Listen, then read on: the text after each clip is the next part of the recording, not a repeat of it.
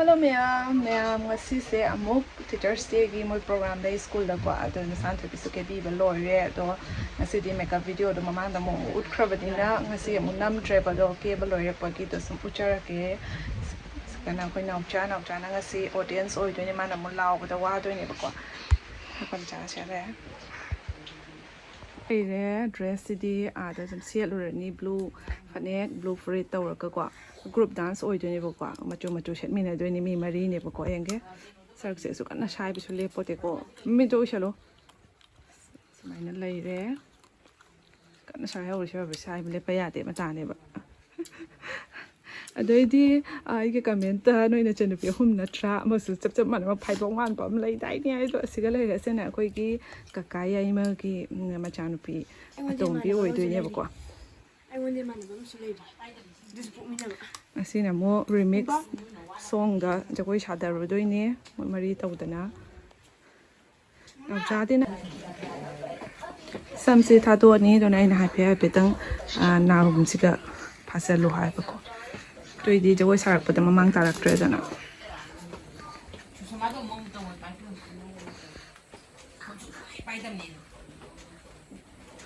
Sak tu blami. Cái bị bự phẩm bật bục cái gông sâu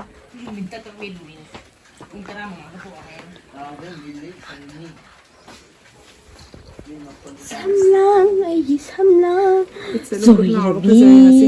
rồi đi every makeup ni tao sẽ samlang do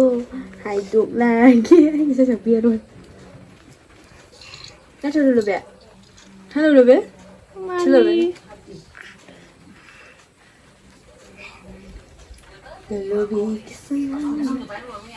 tụi bay thay đổi đúng phải vậy vậy anh ấy phải ra lỗ na trơn là nào hôn được tay vậy nè vậy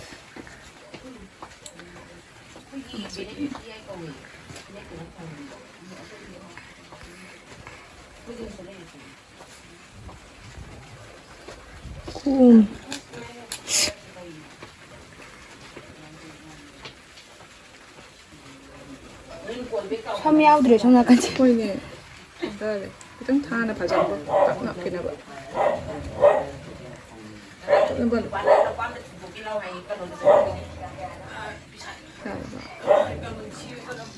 이래 미카 바빠대. 전화까지 꼬매. 얘라. don't touch. Akhoi macha se baby shark yengi. Twinkle di harga TV siga on thoi yeng doi ne ba ko tharam jaga na ngang te ba de mut kre da na na hai tu ni kari maron no khang de ma sumai thukpa ma lon doi ne ba ko khu yeng se ngo iru za bi ba loi ba ta ngai re ba chak su pi cha kre baby shark kan yeng ni in ma thoi ta re se twinkle di macha is ong lai kar ni ma nungai bra man thabi bada yengo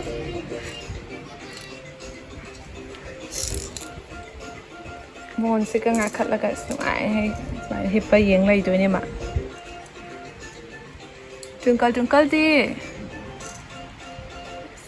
loi gare ma mam thore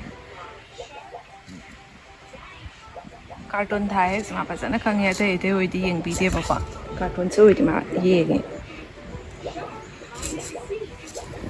nungai bra macha nungai bra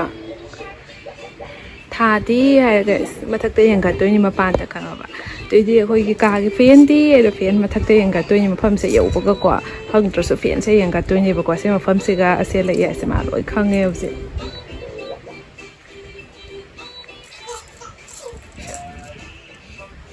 hiru kalu zabi be nungai ba fresh oi yeng ba do ne ma ta wi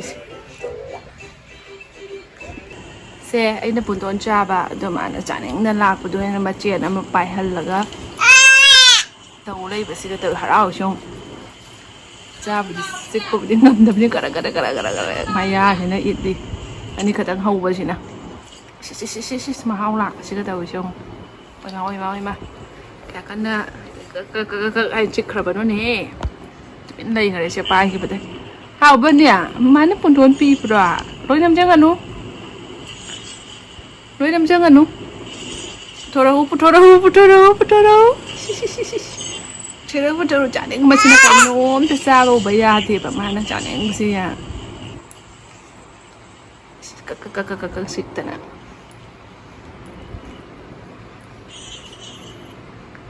Cái piro.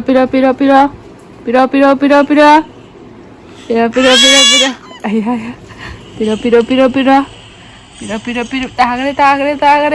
Tagare. Thôi chung. Mãi thầm một. Rau chứ. Piro. Agak nu puntuan cana bra.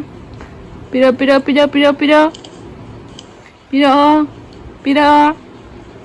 apa sih? Tahu lagi chung ni. Kayak tu semua. Này thua này chụp ta đã. Piro. Ôi, mà bị câu trả lời chi nè, nuôi đấy tao. Ta thua cái bỏ.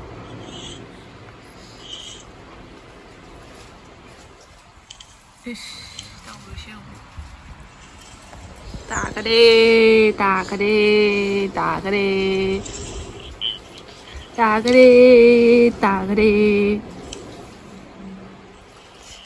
คนมาเช้าเสียไปชันดิเสียมาคนไปเสียมเจี๊ยบเลยบอกว่ามาไปเสียท้าทุกฟังคำเดียวกันก่อนไปจัน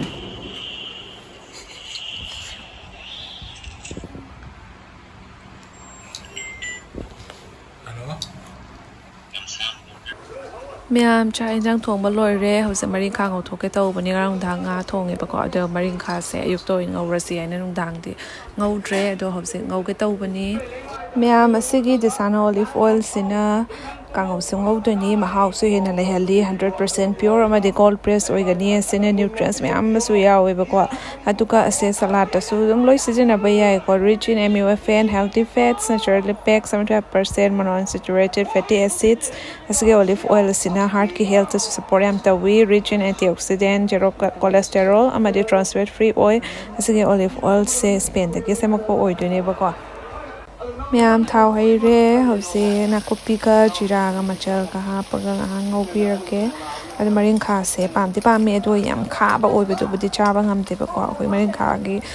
งูไปสมัยนั้นยำนุ่งเชียก็ห้าววันเดียวก็แต่มาเรียนขาเสียงานกันจุดยำแต่เนี่ยยำให้จนนับบุตรขาไปตัวโอยเลยอาจจะสิตั้งเลยเร่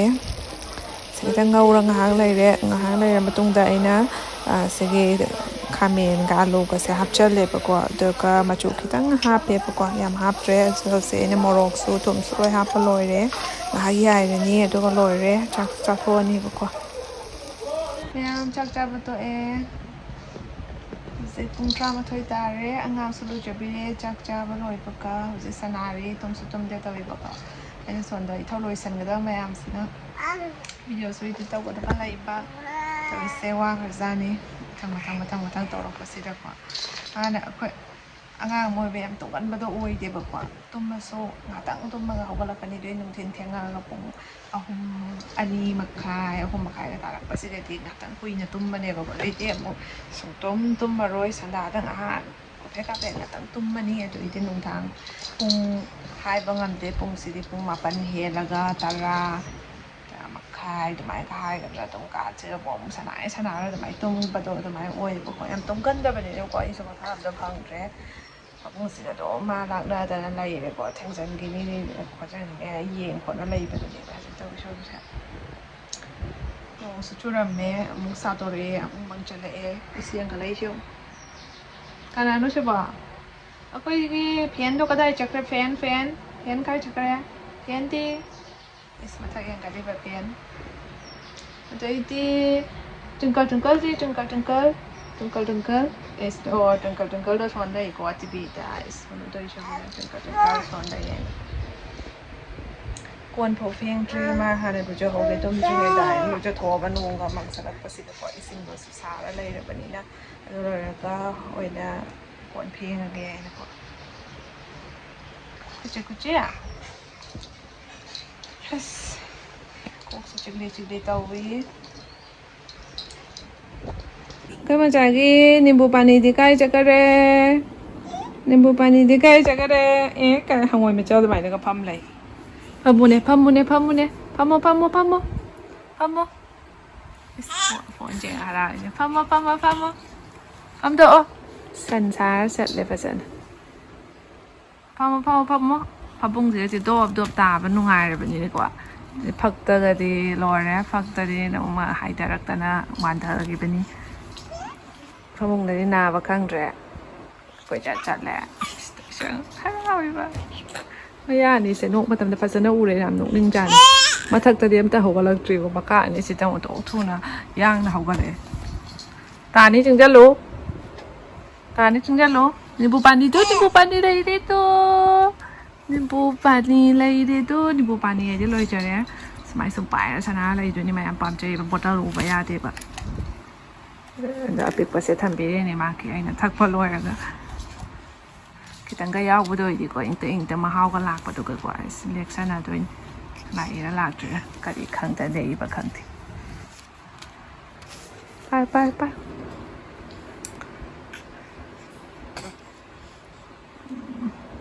ค่อยมาสถานีปานก็เดี๋ยวคิดว่าครั้งเอาดีจะฮีฟ้ารักตัวเลยท่าเสด็จบาร์เดย์ก็ยาวสลักตัวนี่บาร์เดย์ก็ยาวสลักตัวบุกได้จะครั้งนี้ไอ้แม่เคยมาจ่ายตัวบุชิกอะไรอ่ะปะเนี่ยตัวมอนดีนั่งกี่มอนดีตัวมอนเชลเลยตัวพระเจ้าปะเซ่ด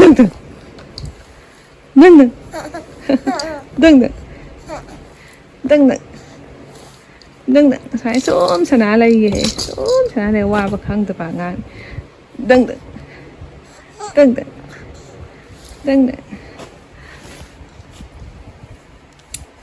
ที่รู้เลยไปตั้งไงเขามังสอบนะฮะเลยเฟียนส้มท่าอะไรได้รับจากเนื้อยำนักบดท่าหรือเจ้ทางสุกเลยจะเฟียนท่าเดี๋ยวดีอมจังนะเดี๋ยวตุ้มมุมยาเดี๋ยวบอกสาเสียมสากันเลยแบบโอนโทกไปเสียงครับประชุมนะส่งไหนได้ที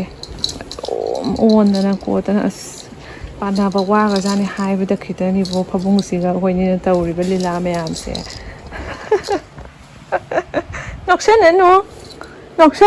ละเมียงกันหนูพี่เก็บปิ่งไอ้ละเมียงกันหนูเดี๋ยวปวดน้ำจ่าไปเสียอุยาหรอจานนี้ไม่ใช่น้ำมันเฮลิเทนก็หาจานนี้โยนตะบักมาเต้นกับเราตาไปจานนี้그래도 싶어.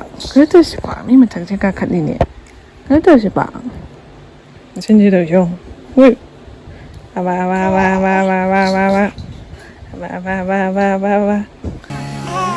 Weather dyan na nakanamadanan nung sasari-sari nakanamadanan mangdi. Kaito. Kaya ako'y banito siya. So, nagkanapi pandali. Napi yang song eh.จากตัวเราไปกินนะคะปุ๊บปุ๊บสุริลาเองแกนี่ยังทะเลปะก็จะเลยเร่ตัวหลังกิเลลานี่อย่างนักคอมเมดี้ป่วยเป็นตัวหลังกิเลลาปนบก็แล้วตัวหายังมีนารี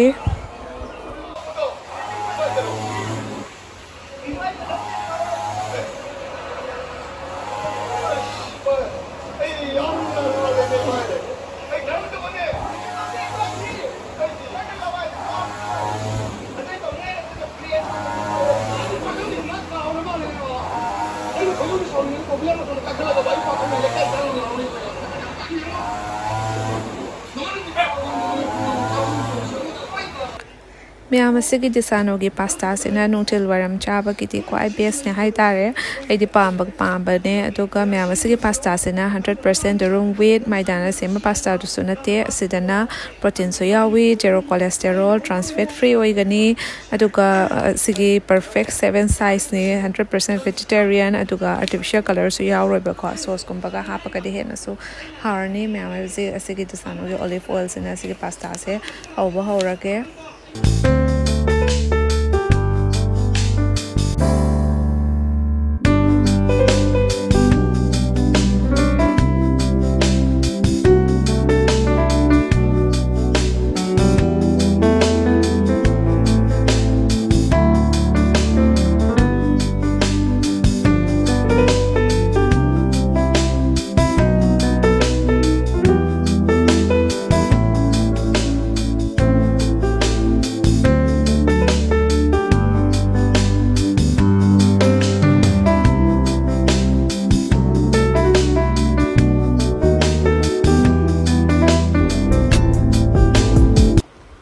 ꯃꯌꯥꯝꯁꯨ ꯗꯤꯁꯥꯅꯣꯒꯤ ꯄꯥꯁꯇꯥꯁꯤꯒ ꯗꯤꯁꯥꯅꯣꯒꯤ olive ꯑꯣꯏꯜꯁꯤꯒ ꯄꯥꯝꯕꯤꯔꯒꯗꯤ ꯑꯩ ꯗꯦꯁꯀ꯭ꯔꯤꯞꯁꯟꯗ link ꯍꯥꯞꯆꯔꯝꯒꯦ ꯃꯌꯥꯝꯁꯨ order ꯇꯧꯁꯤꯟꯕꯤꯌꯣ ꯑꯗꯨꯒ ꯄꯥꯁꯇꯥꯁꯤꯁꯨ ꯅꯨꯡꯊꯤꯜ ꯋꯥꯏꯔꯝ ꯇꯥꯍꯧꯔꯒ ꯆꯥꯕ ꯌꯥꯝ ꯍꯥꯎꯕꯅꯤ ꯃꯌꯥꯝ ꯃꯊꯪꯒꯤ ꯚꯤꯗꯤꯑꯣꯗ ꯑꯃꯨꯛ ꯊꯦꯡꯅꯔꯁꯤꯀꯣ ꯕꯥꯏ ꯕꯥꯏ